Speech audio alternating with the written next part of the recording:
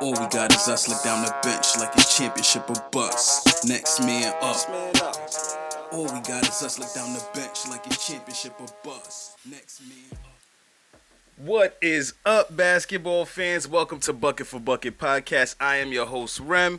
I am here to discuss the WNBA playoffs. All of the game ones are in the books now. Game ones are in the books. We are waiting for Sunday and Tuesday for the game twos. But before I do break this down, I'm going to need you to do me a favor. Hit that like button, hit that follow button, subscribe, turn on your notifications for Bucket4Bucket podcast. And like I said, this is all basketball talk, but it's the WNBA playoffs right now. So we need to tap in and discuss. I'm going to start off with the games that we had yesterday, last night. It was a big one between the Atlanta Dream and the Dallas Wings. So first of all, the 2-7 and the 4-5 matchup, I think those are the best matchups in all of the playoffs. The other series, they look like the favorites are going to win in high fashion.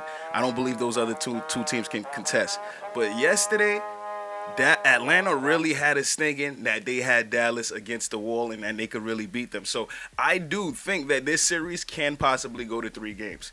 It possibly can go to 3 games. But let's look at it. It was a historic first quarter yesterday. Ryan Howard dropped 19 points in the first quarter. She could not be stopped. She tied Angel McCoughtry back in 2011, who had the same 19 points in the third quarter. So this was most points in any quarter in WNBA playoff history. She tied Angel McCoughtry. The Dallas Wings just had 21 points in the first quarter. So Ryan Howard by herself had 19 points, and the Dallas Wings only outscored her by 2 points.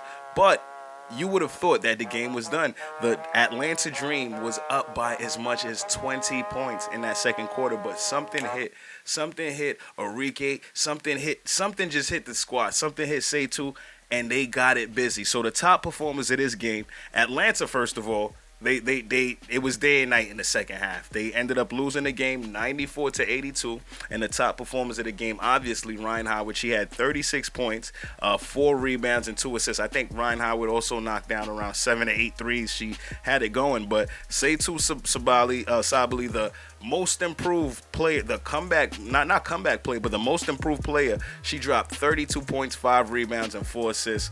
So the Dallas Wings got that W. Game 2, I am drawing a blank. I'm not going to lie to you and tell you that information, but let's look at the team comparison real quick.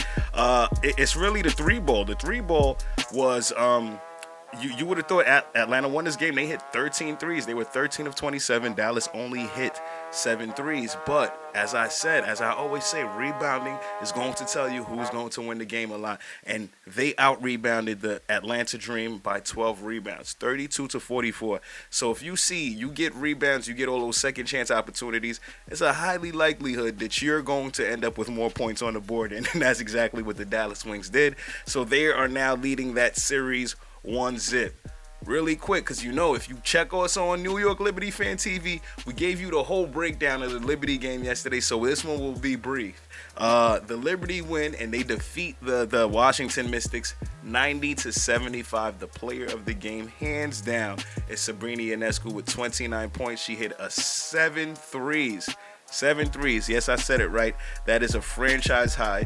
And we had double-doubles from Jonquel Jones. And we also had a huge game, 19 points from Benijah Laney. And that was a huge game. It was star-studded. They had all the people in the building. They had Malala. They had Billie Jean King. They had Sue Bird. They had Cheryl Swoops. Teaspoon in the building. All of the Brooklyn Nets. It was dope to see that. So you already know how they get down over there on those sides. New York Liberty lead that series 1-0 and look to close it out on Tuesday at Barclays Center. And let's go back to the Wednesday games. The Wednesday games, they were not as exciting. These are even though the Liberty game got out of hand towards the end, it was 90-75. It was pretty closely contested, just like Dallas was closely contested. But these first 2 games, they were not. The Connecticut Sun, they defeated the Minnesota Lynx 90-60. They separated the Lynx like we did a couple weeks ago, and the top performers of that game were Kayla McBride with 16 points, 3 rebounds, 3 assists. Then you had DeWanna Bonner with 17, 15, and 6. She was doing her best AT impersonation, flirting with that triple-double, so that was dope. And then you look at the comparison. Connecticut, they shot 16 of 30 from 3. They shot better than 0.5%. They only out-rebounded them by 4, but it was the assists and, just the 3-ball was really the factor that got them into it. And you've seen the likes of Rebecca Allen playing extended minutes because they kind of just destroyed them. Looking at Alyssa Thomas's stats, Alyssa Thomas only had 3 rebounds, but she had another double-double. She had 15, 10, and she had 5 steals to that. So shout out to Alyssa Thomas. She's obviously all WNBA. She's an active player, leading in triple-doubles, and continues to put the Connecticut Sun in the right spots. And then that last game, the not so exciting game, was the Las Vegas Aces defeating the Chicago Sky 87-59. It was a beatdown, like I said. The top performers of that great game, Courtney Williams, 9 points, 11 rebounds, 6 assists. And then you had Chelsea Gray, the point guard, with 20 points, 4 rebounds, and 7 assists. Again, this was one of the matchups where rebounding didn't work because Chicago Sky actually out-rebounded the Las Vegas Aces by 4 rebounds, 43-39. But if you look at the field goals, 32-24. They just shot more and shot better at a higher percentage. And there was not much that the Chicago Sky could do. They shot just 2 less field goals than the Las Vegas Aces, and they were 33%. You're not going to win much games shooting 33%. So look at that. Asia Wilson only had 14 points, 8 rebounds, and assists. And I say only. I don't say only as if she had a bad game. She was chilling. She didn't need to do too much. So shout out to that. The WNBA is growing, y'all, so please do not trip. Please do not front on the WNBA. I know a lot of people might have comments here and there. They don't watch women's sports, but if you don't got nothing nice to say like you were taught in school, please hush. Don't say anything at all. The women's games are growing. They are growing, and they're growing fast. So if you're not a supporter, you ain't got to be a supporter, but just stay quiet and be on your side of the court, be on your side of the field, wherever that is, Loserville, I don't know where it is, but stay on your side of the fence. We good over here. Women's sports is doing great, especially in New York City. New York City, you seen the U.S. Open the other day. You see what women's soccer's doing. Our Gotham ladies are getting ready for the playoffs. The New York Liberties in the playoffs, killing it.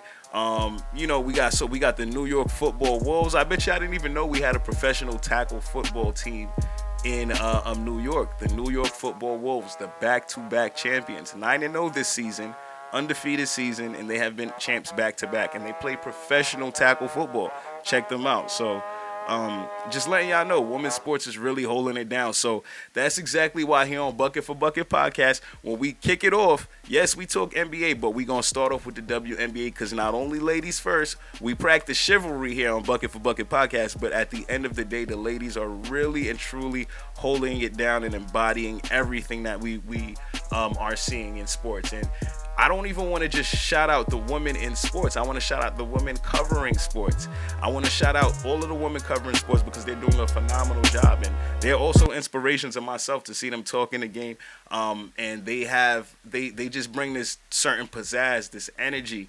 And you already know they're super knowledgeable on the game. So if y'all sit down and y'all listen to these ladies, y'all listen to the LaChina Robinsons, the Roz Goulds, the Malika Andrews, the Monica McNutts, the Ramona Shelburns, the Doris Burks, I could keep going. There's so many names that I could keep dropping. And then we have positive influences like Swing Cash with what she's doing with the She Got Time podcast. And there's just so many platforms. There's so many platforms, and the women in media are really killing it. It's really a male-dominated space. It's a male-dominated space, and those men are a certain age. They look a certain way, and and things like that. So it's tough to get into these fields, but they are getting in these fields, and they are killing it. not only in sports. So it's on the courts and off the courts as well. So shout out to all of the women who are doing the damn thing. And I'm happy to have these inspirations that I can show. I'm happy to have these inspirations that I can show my daughter as well. And we can use that. And I also got to shout out Pepper too. She's at all the games. I saw her yesterday as well. Amazing, inspiring to see what women are doing in sports. And I want to just clap it up, give them their flowers, and see them continue. And to all the naysayers, get on your nay side, okay?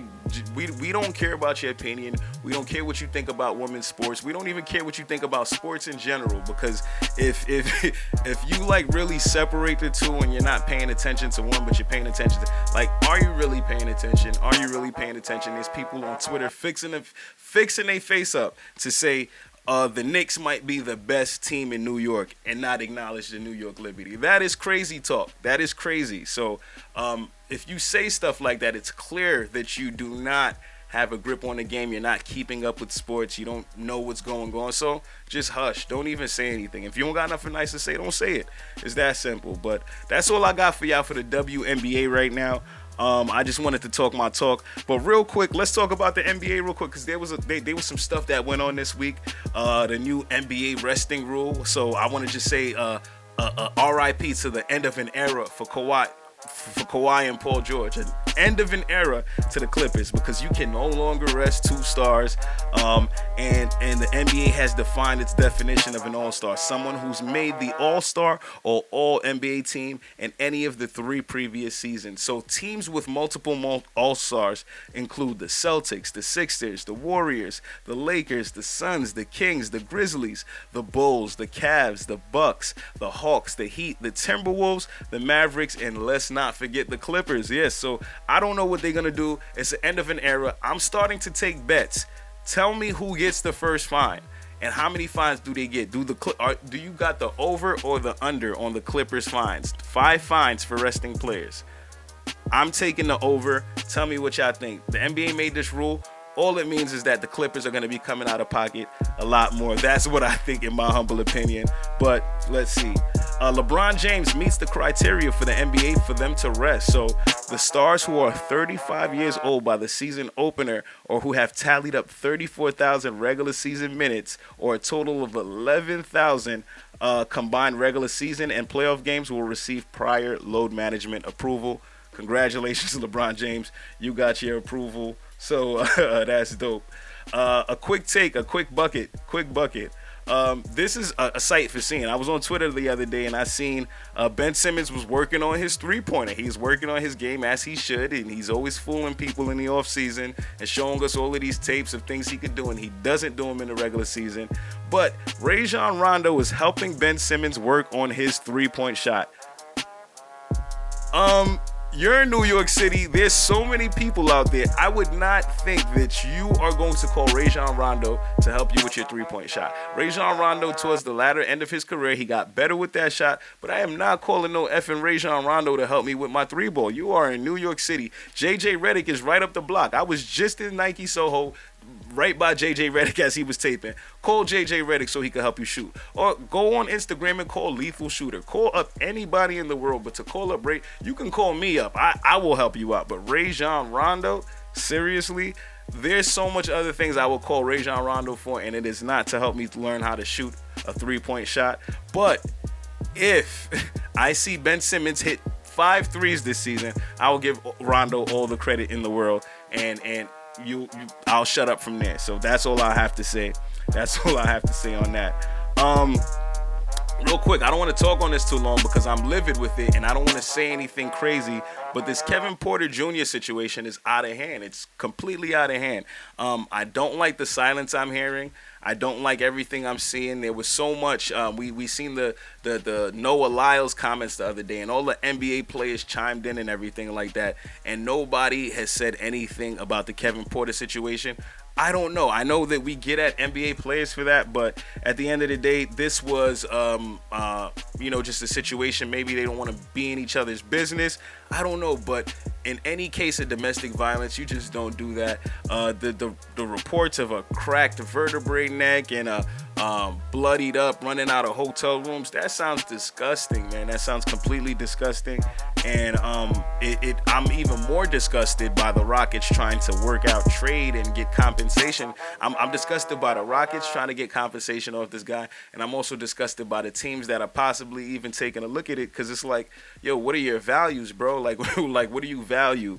And this dude should not be this dude should be in Shanghai. I'm trying my best not to curse. I'm trying my best to stay as positive and not give y'all, that type of energy, but.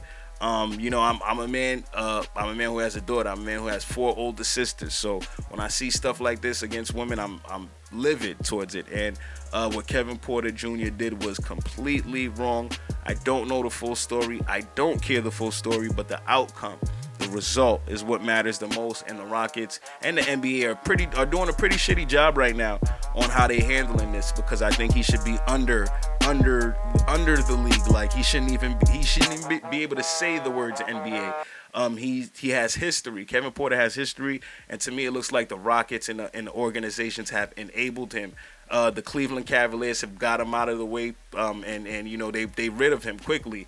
And you gotta look at those signs. Miles Bridges is probably gonna be coming back into the league this season, and he's been off for a year. But I think Kevin Porter should really be made an example of, because he not only just destroyed somebody's life, he put somebody out in public, but he destroyed his own life as well. So we can't reward these kids for doing stupid stuff like this and letting them think it's gonna be okay. You're only enabling them, and it's gonna end wrong. Now, my final take. I have one more take for you guys. Because I'm done with this Kevin Porter nonsense and this fool. Is the CBS Sports Power Rankings. I unfollowed CBS after this because it's ridiculous. The player rankings, whoever makes these rankings, like Stephen A said, stay off the weed, man. Like, y'all are on weed. Y'all are doing something, maybe meth. It might be something a little bit stronger, but these reporters and all of these people are getting crazy and out of whack. They have 58 players ranked ahead of Julius Randle in the CBS Sports NBA rankings. Julius Randle ranked the 59 best NBA player.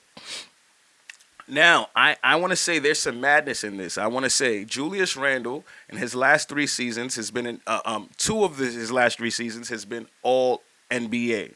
Secondly, Julius Randle's averages, if you look at, there's only 3 players averaging what Julius Randle has been averaging in the NBA last year and the years prior.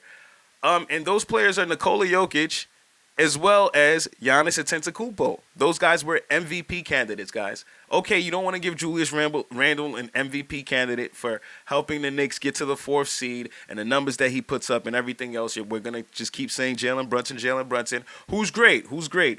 But the fact that y'all have some of these names, I'm going to read some of these names. They have at number 58, Victor Wembanyama, who has not stepped a foot on an NBA court, who has not stepped and played a regular season game of basketball.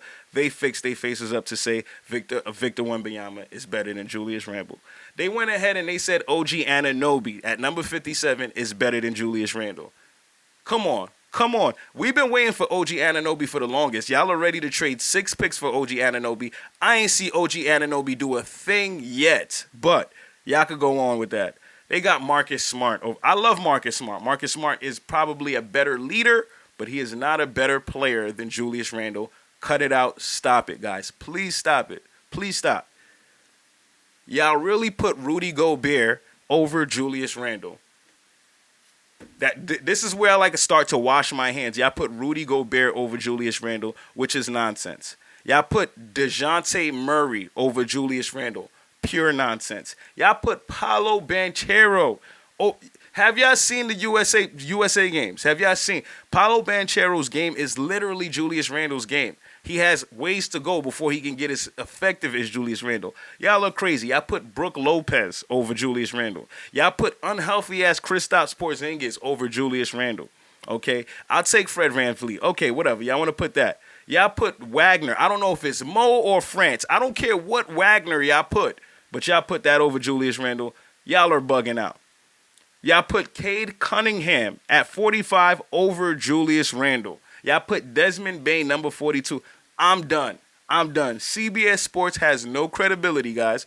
Do not listen to CBS Sports or anything they have to say, because whoever is making these rankings clearly is on the stuff. And it's not the good stuff either, guys. It's not the good stuff. It's high levels. It's amphetamines. It's acid. It's something crazy. But they're not on anything regular, okay? It's not prescribed. It's not over the counter. They are on something that is next level to have these type of rankings, to fix themselves up.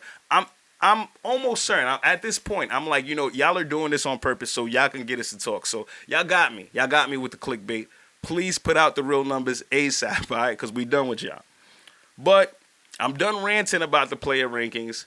This is your boy Rem. This is Bucket4Bucket Podcast.